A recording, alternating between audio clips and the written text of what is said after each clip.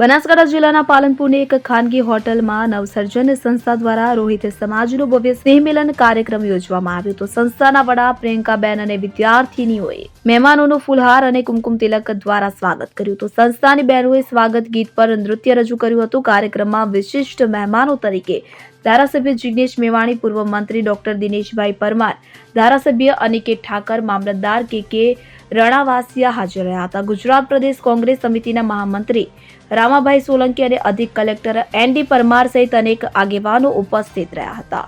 આ કાર્યક્રમ દરમિયાન પાલનપુરના ધારાસભ્યએ નવસર્જન સંસ્થાને જમીન આપવાની બાહેધરી આપી હતી તો નવી સરકારી નોકરી મેળવનાર યુવકો અને તેજસ્વી વિદ્યાર્થીઓનું સન્માન કરવામાં આવ્યું હતું.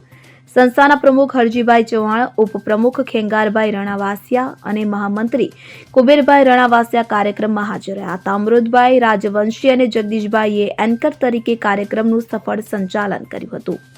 Bureau report CN24 news. હવે જુઓ દેશ દુનિયાની તમામ ખબરો તમારી આંગળીના ટેરવે. ઉઠાવો મોબાઈલ અને Google Play Store પરથી ડાઉનલોડ કરો અમારી CN24 ન્યૂઝ મોબાઈલ એપ.